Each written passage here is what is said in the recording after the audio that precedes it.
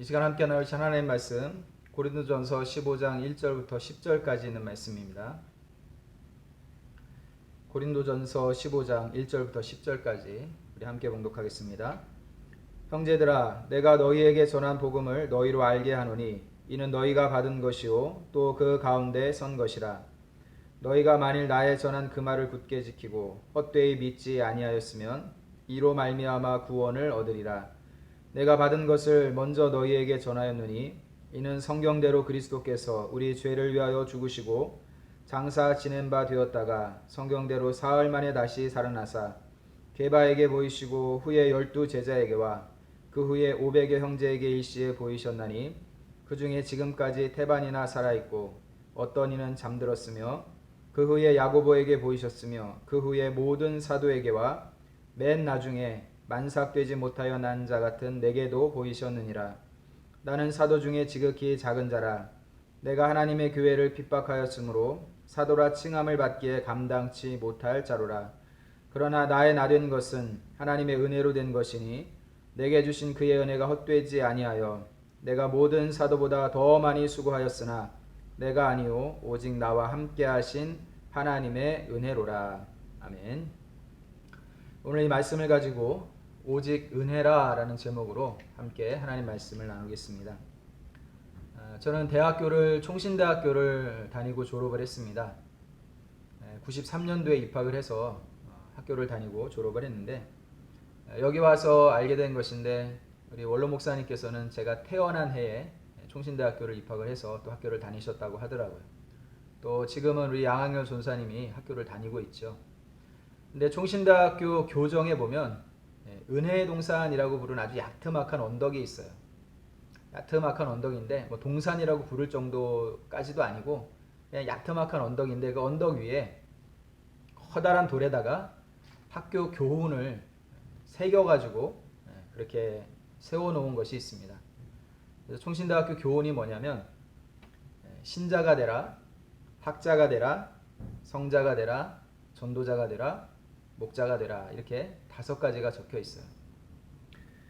이 사당종 총신대학교의 교훈인 이 5가지 교훈은 1901년도에 평양신학교에서 마포삼열 선교사님이 학교의 교훈으로 적었던 것이 지금까지 이어져 내려오고 있다라고 이야기를 합니다.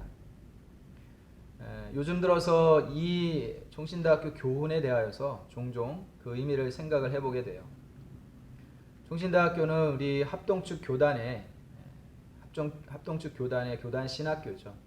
그래서 합동축 교회에서 사역을 하길 원하는 사람들은 반드시 총신대학교를, 물론 총신대학교, 총신대학원을 이렇게 졸업을 하게 되지만 정식 코스를 밟게 되면 총신대학교를 졸업을 하고 총신대학원을 졸업을 해야 되는 것이죠.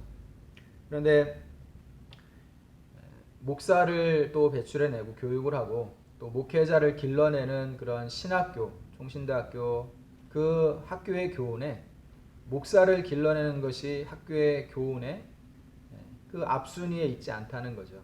제일 앞에는 신자가 되라 라는 교훈이 적혀 있습니다. 신자가 되라. 하나님을 믿는 사람이 되라. 제대로 하나님을 믿는 사람이 되라 라는 그런 의미가 담겨 있겠죠. 요즘에 많은 목회자들이 사람들로부터 비웃음을 사고 또 신뢰를 얻지 못하는 그런 시대를 우리가 살아가고 있습니다. 또 개중에는 정말 이름은 목사인데 그 직분은 목사인데 과연 하나님을 믿는 사람인가 싶을 정도의 모습을 가지고 있는 그런 사람들도 종종 있는 것을 보게 됩니다. 그래서 나는 목사이기 이전에 과연 하나님을 제대로 믿는 신자인가, 하나님을 믿는 신자인가, 성도인가 라는 것을 종종 생각을 해보게 됩니다. 제가 저를 봐도 사실은 목사로서, 목회자로서 사역을 할 만한 충분한 자격이나 조건을 가지고 있는 사람이라고는 생각지 않습니다. 어찌 보면 자격으로 따지면 한참 모자르고 부족한 사람이죠. 그런데 지금 이렇게 목사로서 또 교회와 성도들을 위하여서 말씀을 전하고 가르치는 자리에 서고 또 목회할 수 있는 이 자리에 서서 또 사명을 감당할 수 있도록 하신 것은 하나님의 정말로 크신 은혜다라고 저는 그렇게 생각을 합니다. 여러분, 은혜의 반대말이 무엇일까요? 은혜의 반대말. 은혜의 반대말 시험 이렇게 생각을 많이 하죠. 그런데 은혜의 반대말은 엄밀하게 따지면 시험이 아니고 교만이라고 이야기를 해요. 은혜는 하나님을 인정을 하고 자신의 부족함과 하나님의 높으심을 인정을 하고 고백을 하는 것이지만, 교만함은 자기를 높이고 하나님 없이도 살 수 있을 것처럼 생각하는 마음이기 때문에 은혜의 반대말은 어떤 의미에서는 교만이다라고 이야기를 할 수 있다는 것이죠. 그래서 은혜를 아는 사람들은 어떻게 살아가는가, 은혜를 아는 사람들은 삶 속에서 어떤 반응을 하며 살아가는가라고 하는 것을 오늘 성경을 통해서 우리가 잠깐 살펴보려고 합니다. 오늘 이 말씀은 사도 바울이 고린도 교회의 성도들에게 예수 그리스도의 그 복음의 핵심, 복음의 본질을 가르치고 전하기 위하여서 쓴 그 내용 중에 나오는 글이에요. 예수님께서 우리를 위하여 십자가에 고난당하시고 죽으시고 부활하신 그 부활이 얼마나 확실한 증거가 되는가라고 하는 것을 고린도 교회의 성도들에게, 또 오늘날 우리 모든 성도들에게 증거하기 위하여서 이 글이 쓰여져 있는데, 예수님께서 부활하신 그것을 많은 사람들이 목격했다는 겁니다. 12 제자에게, 또 500여의 형제들에게, 그리고 많은 사도들에게, 야고보에게, 모든 사도에게, 게바에게 계속해서 예수님께서 부활하신 것들을 확실하게 증거로 보여주시는 그러한 증거로서 많은 사람들이 그 부활하신 예수님을 목격하고 만났다라고 이야기를 하고 있죠. 그런데 사도 바울이 그렇게 이야기를 하고 난 이후에 8절에 보니까 맨 나중에 만삭되지 못하여 난 자 같은 내게도 보이셨다라고 그는 고백을 하고 있어요. 사도 바울은 자기 자신을 가리켜서 이야기하기를 만삭되지 못하여 난 자 이렇게 표현을 합니다. 여러분, 만삭되지 못하여 난 자라는 표현이 어떤 표현입니까? 옛날에 보면 그 10달을 다 채우지 못하고 태어난 아이들을 칠삭둥이, 팔삭둥이 그렇게 이야기를 했죠. 칠삭둥이, 팔삭둥이는 사실은 엄마 뱃속에서 그 기한을 다 채우고 10달을 다 채우고 태어난 아이들에 비해서는 약하고 조금 모자란 듯한 그런 느낌을 가지는 표현, 이것이 칠삭둥이, 팔삭둥이가 의미하는 거예요. 그러니까 모자란 자, 부족한 자, 이런 의미로 사용을 하는 것인데, 사도 바울은 자기 자신을 향하여서 뭐라고 얘기를 하냐면 나는 만삭되지 못하여 난 자와 같다라고 고백을 하고 있습니다. 어찌 보면 자기 자신을 굉장히 낮추고 비하하는 그러한 표현일 수도 있어요. 자기 비하에 가까운 그런 이야기입니다. 그런데 이 사도 바울이 이야기하고 있는 만삭되지 못하여 난 자라고 하는 이 표현은 이 사람이 자기 스스로가 지식이 부족하다거나 혹은 재산이 없는 아주 가난한 사람이라거나 지위가, 사회적인 지위와 명성이 아주 낮다거나 라고 하는 것을, 그런 것을 의미하는 것이 아니에요.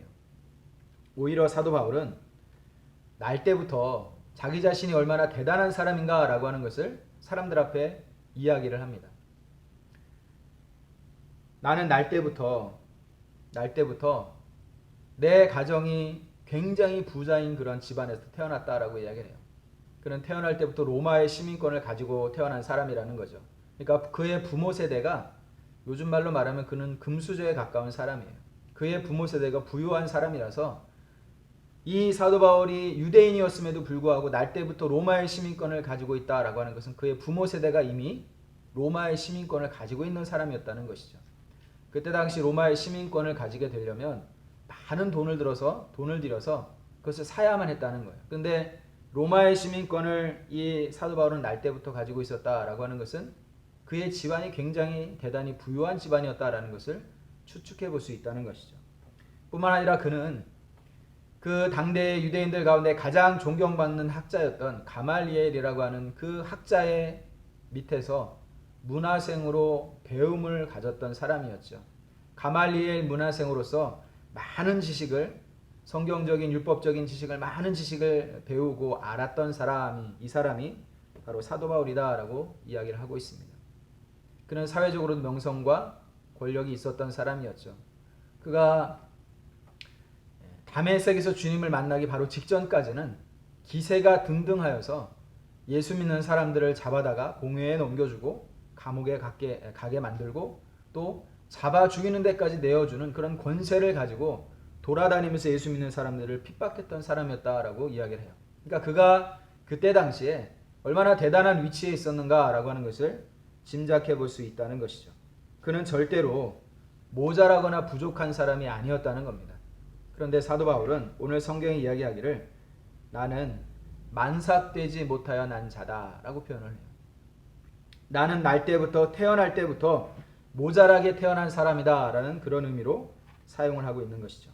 왜냐하면 그가 사회적으로 지식이 부족하거나 재산이 없거나 가난하거나 배경이 부족하거나 권력과 명성이 없거나 이런 것 때문에 그가 만삭되지 못하여 난 자라고 이야기를 한 것이 아니라 그는 하나님의 은혜를 알기 전에는 하나님과 원수된 자로 살았었던 사람이었기 때문에 그래서 그는 부족하고 모자란 사람이다라고 자기 자신을 표현을 하고 있는 것입니다.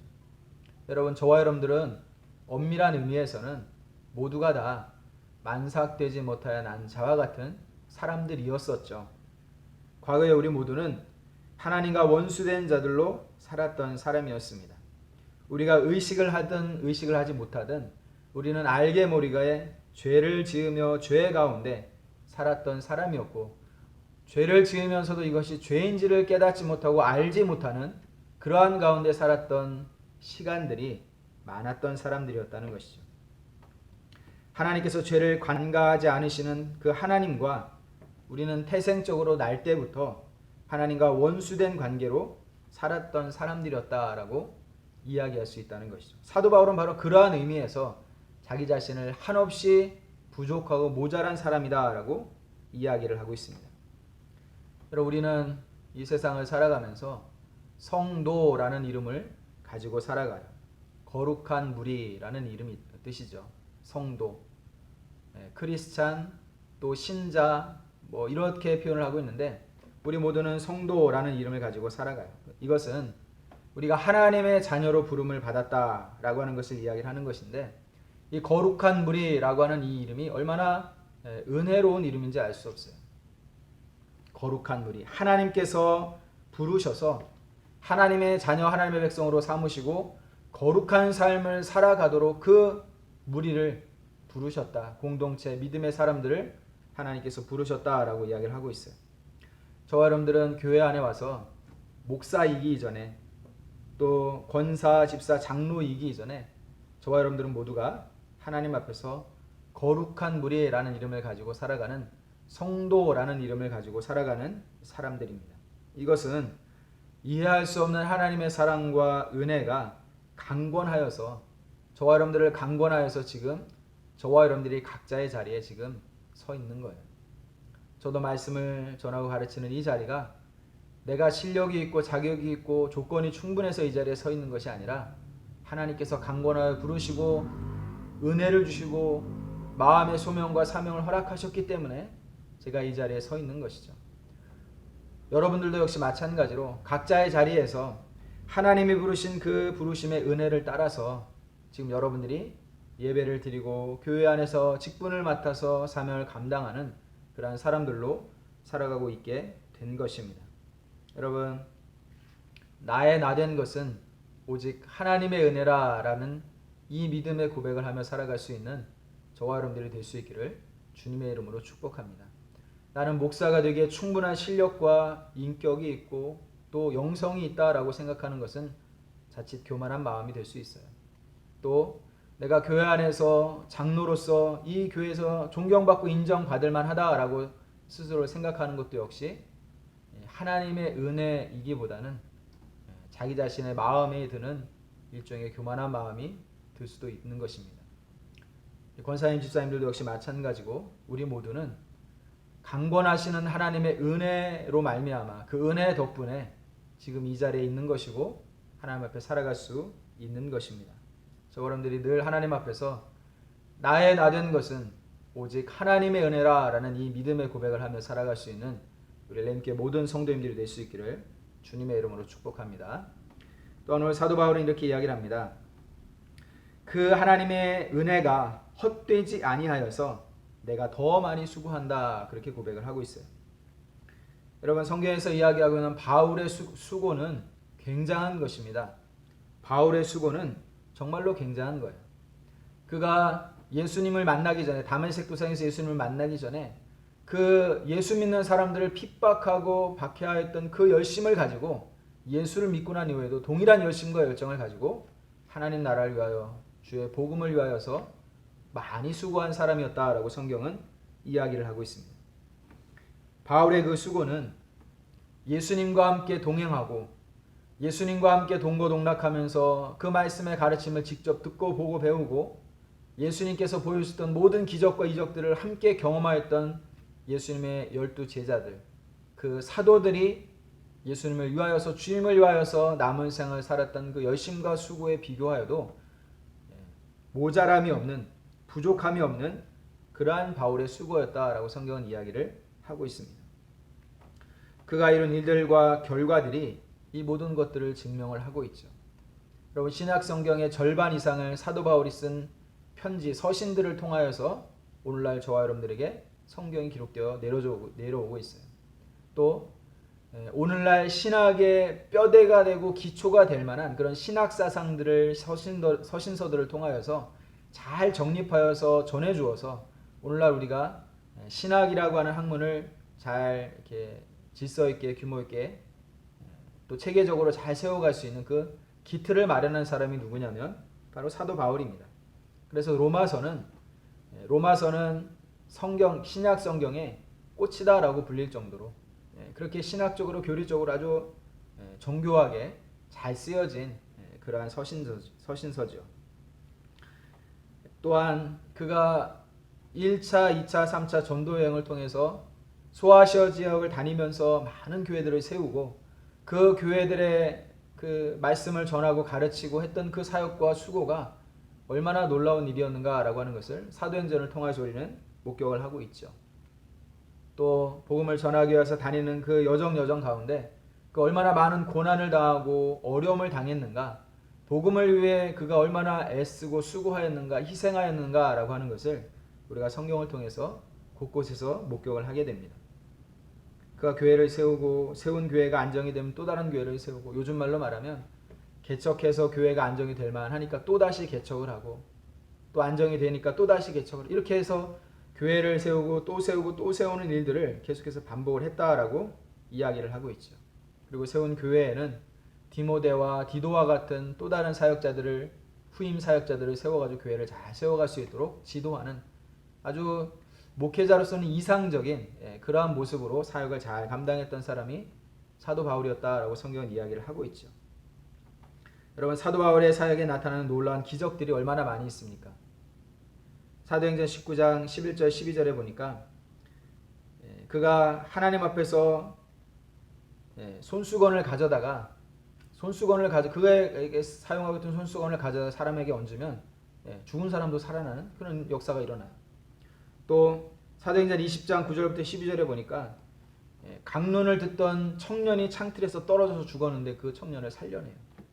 독사에게 물렸는데 아무렇지도 않은 일이 일어나고, 대단한 거는 죽을 만치 때려가지고 사람들이 죽을 만치 때려서 진짜 죽은 줄 알고 내다 던졌는데 그 자리에서 툭툭 털고 일어나서 또 다른 성으로 가서 복음을 전하기도 하는 이런 열정을 가지고 있고, 또 그 몸에 또 자신이 직접 행하였던 일들을 통하여서 하나님의 놀라운 기적과 이적들을 많이 경험하고 보여주었던 사람이 누구냐? 바로 사도 바울이었다라고 이야기를 합니다. 그런데 사도 바울은 내가 이렇게 수고하고 하나님 앞에 헌신하고 일할 수 있는 것은 무엇 때문이냐? 하나님의 은혜가 내게 있기 때문이다. 그런 고백을 해요. 그 하나님의 은혜가 내게 헛되지 아니하여서 내가 더 많이 수고한다, 더 애를 쓴다 라고 그는 고백을 하고 있어요. 사도 바울이 고백한 이 은혜는 절대로 값싼 은혜가 아니었다는 거죠. 최선을 다해서, 죽을 힘을 다해서 열심히 사역을 감당을 하고 최선을 다하여서 하루하루의 삶을 살아내고 난 이후에, 그리고 난 이후에 고백한 고백이 바로 하나님의 은혜라고 하는 고백이었어요. 여러분, 오늘 이 세상은 값싼 은혜가 많이 넘치는 세상입니다. 80년, 90년대 부흥신학과 세속적인 성공주의가 맞물려서 교회에 생겨난 풍토들이 있지요. 교회 안에 은연중에 생겨난 풍토들이 있는데 그 풍토들 중에 어떤 것이 있냐면 잘 되고 성공하면 잘 나가면 이것을 하나님의 은혜라 라고 소리를 높여 감사를 고백을 합니다. 그런데 반대로 잘 안 되고 잘 풀리면 혹시 하나님이 은혜를 내리시지 않는 이유가 내가 잘못해서 아닌가? 내가 혹시 벌 받고 있는 건 아닌가? 라는 그런 생각 때문에 내가 신앙생활을 제대로 하지 않아서 잘 안 풀리고 잘 안 되고 또 실패를 경험하고 이렇게 생각을 해서 그 모습을 실패하고 잘 안 되는 모습을 부끄러워하거나 드러내기를 굉장히 꺼려하는 그러한 일들이 교회 안에 은연중에 있다는 것이죠. 내가 잘 안 되는 것이 하나님의 은혜가 나를 떠났기 때문인가? 혹시나 내가 하나님 앞에 범죄하기 때문인가? 이런 식으로 약간 율법적인 생각을 하면서 신앙생활 하는 사람들이 생겨났다는 거예요. 여러분, 형편이 어려워져서 집의 평수를 줄여서 이사를 해야 되는 상황들 여러분 많이 겪었을 겁니다. 과거에 겪었을 것이고 지금도 혹시 그런 상황 가운데 있을지 모르겠어요. 형편이 나아지지 않고 어려워져서 금전적으로 좀 쪼들려서 평수를 줄이고 또 긴축을 해야 되는, 아껴서 생활을 해야 되는 그런 상황에 처해 있을 수 있죠. 그런데 그렇다고 해서 하나님의 은혜가 그 자리에서 떠난 것이냐? 절대로 그렇지 않습니다. 사업이 어려워져서 사업을 접어야 되는 상황이 생긴다고 해서 그것이 내가 하나님 앞에 잘못해가지고 벌을 받는다거나 혹은 하나님의 은혜가 나를 떠나버렸다거나 라는 식으로 생각하는 것도 사실은 맞지 않을 때가 많이 있어요.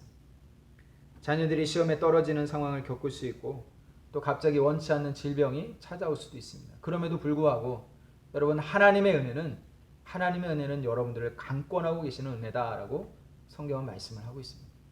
내가 형편이 좋아지든지 또 안 좋아지든지 이런 내 상황의 변화에 상관없이 하나님께서 저와 여러분들을 붙들고 계신 그 은혜는 절대로 떠나거나 없어지지 않는 강권하시는 하나님의 은혜다라고 이야기할 수 있습니다. 여러분, 오늘날 교회는 애가가 사라졌다라고 이야기를 해요. 애가, 슬피 울며 노래 부르는 애가가 사라졌다라고 하는 것은 무엇이냐? 여러분, 실패와 좌절과 두려움과 절망과 비참함, 무기력함 이런 것들이 살다 보면 예수를 믿는 사람이나 믿지 않는 사람이나 얼마든지 겪을 수 있는 상황들인데 이런 온갖 부정적인 감정을 느끼는 것, 그것을 표현하는 것이 그리스도인들에게는 금기시 되고 있다는 거예요. 슬프면 그냥 슬퍼하며 울어야 되는데 슬픈 것을 애써 감추려고 한다는 거죠. 실패해서 낙마하고 또 절망 가운데 비참한 가운데 처해 있을 때 그 감정을 하나님 앞에 나와 고백을 하고 또 그것을 성도들이 함께 아파하며 기도해 줄 수 있을 만큼 그 형편을 이야기해 놓고 드러내야 되는데 이것을 부끄럽게 여긴다는 거예요. 여러분, 이것은 교회 안에서는 사실은 그렇게 바람직한 모습은 아니에요. 내가 혹시라도 드러나게 잘못한 그런 죄를 짓거나 범죄를 하거나 실수를 해가지고 이것 때문에 어려움을 당한 일들에 대해서는 물론 부끄러워해야 되겠죠. 그런데 나는 열심히 믿음으로 살았어요. 하나님을 예배하기에 힘쓰며 살았고 최선을 다해 하나님 앞에 헌신하는 삶을 살려고 애를 썼는데도 불구하고 어려움이 여전히 있고 문제가 찾아와서 형편이 좋아지기는커녕 별로 안 좋아지는 상황 가운데 내몰렸을 때 여러분, 절대로 그 상황은 부끄러워하거나 또 사람들 앞에서 이것을 창피하게 여기거나 이렇게 생각할 문제가 절대로 아니에요. 이것은 그러한 가운데서도 여전히 나는 믿음으로 살겠노라 라고 고백하며 이 상황 가운데서 내가 믿음을 잃지 않고 끝까지 믿음으로 잘 살아갈 수 있도록 나의 믿음이 흔들리지 않도록 도와주시옵소서라고 하나님 앞에 기도해야 되고, 동시에 성도들에게도 내가 이렇게 어려운 상황 그때 있으니 내가 이런 어려운 상황 가운데에서도 여전히 하나님을 향한 믿음을 잃지 않고 믿음으로 이 상황들을 잘 견뎌낼 수 있는 은혜와 힘을 주시고 또 지혜를 달라고 나를 위해서 좀 기도해 주십시오라고 부탁해야 되는 그러한 상황이죠. 그런데 의외로 많은 사람들이 자녀가 잘 되고 좋은 대학에 붙고 좋은 직장에 취직을 하고 그러면 아주 신나서 사람들한테 자랑하듯이 막 이야기를 하지만 그렇지 못할 경우에는 굉장히 이것을 수치스럽게 생각을 하고 부끄럽게 여기고 드러내기를 꺼려하고 감추는 그런 일들이 많이 있다는 거죠. 여러분, 교회는 애가가 있어야 돼요. 슬퍼하면 같이 슬퍼할 수 있는 슬픔의 노래가 교회 안에서 들려져야 됩니다. 항상 즐거운 일만 있고 또 행복한 일만 있을 수 없는 것이 우리의 인생인데 교회 안에서도 역시 마찬가지죠. 교회가 교회 안에 들어오면 그 안에서 사는 사람이 모두 행복하기만 하다면 여러분 교회 안 오는 사람이 어디 있겠어요.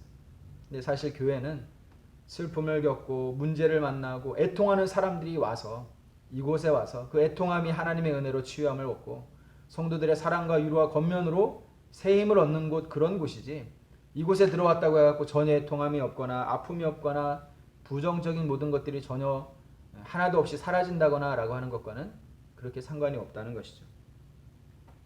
여러분, 하나님은 우리의 모습, 있는 그대의 모습을 받아주시는 하나님이십니다.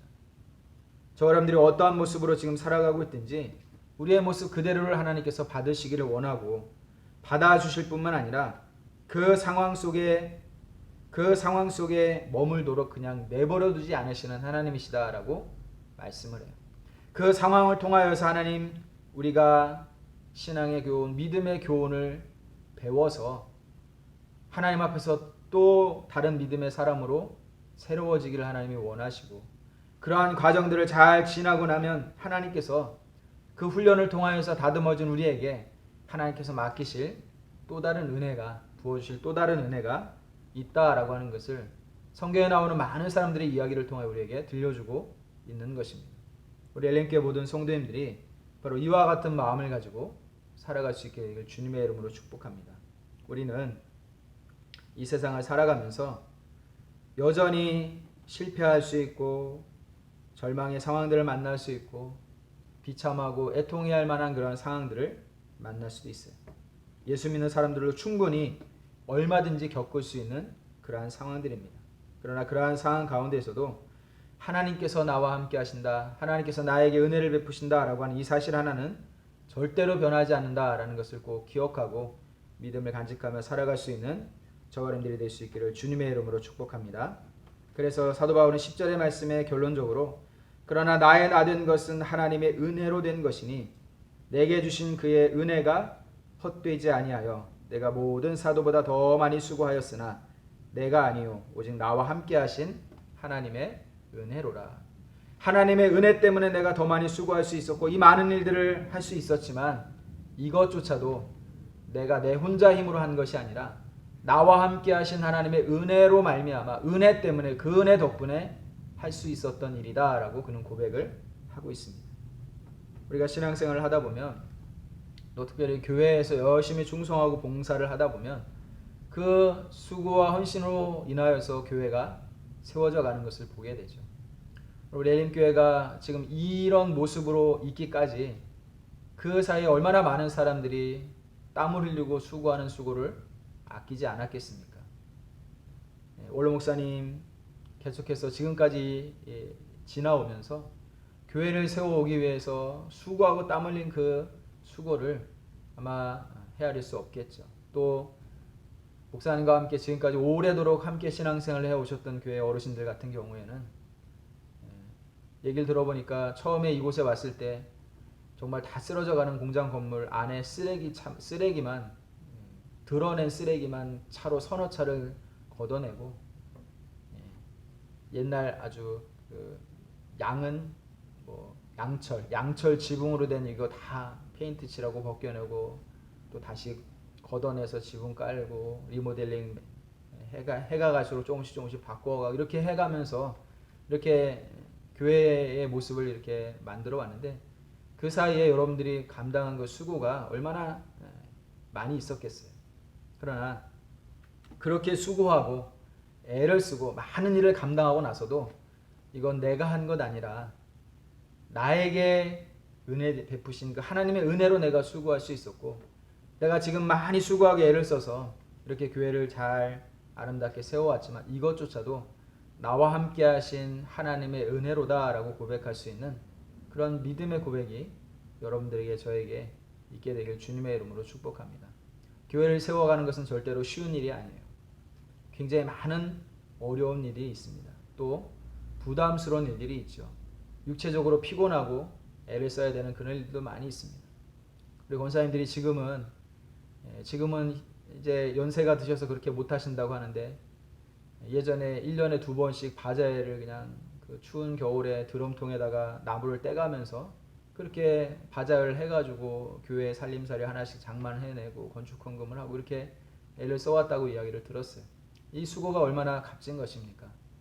아무나 할 수 있는 일도 아니고 쉽게 할 수 있는 일들도 아닙니다. 그러나 그것조차도 돌아보면 하나님께서 강권하셨기 때문에, 은혜로 강권하셨기 때문에 할 수 있었던 일이었고, 또 그 모든 일을 하고 난 이후에 교회를 위하여 내가 수고하고 많이 헌신하였음에도 불구하고 돌아보니까 이것조차도 나와 함께 하신 하나님의 은혜로다라고 고백할 수밖에 없는 것, 이것이 바로 성경의 말씀을 하고 있는 하나님의 은혜라고 이야기를 하고 있는 것입니다. 그래서 오늘 이 말씀을 통하여서 오직 하나님의 은혜로라라고 하나님 앞에서 그 은혜에 감사하며 또 그 은혜를 고백하며 오늘 하루를 살아가시고, 또 앞으로 우리가 남은 생을 살아갈 때에도 우리의 마음에 내 스스로를 높이고 내가 이렇게 수고하고 헌신했으니까 내가 교회에서 이렇게 대접을 받고 인정을 받는 것은 당연해, 마땅해 라고 생각을 하고, 때로는 대접받지 못하는 것에 대해서 화가 나고 서운해하고 이런 것이 아니라,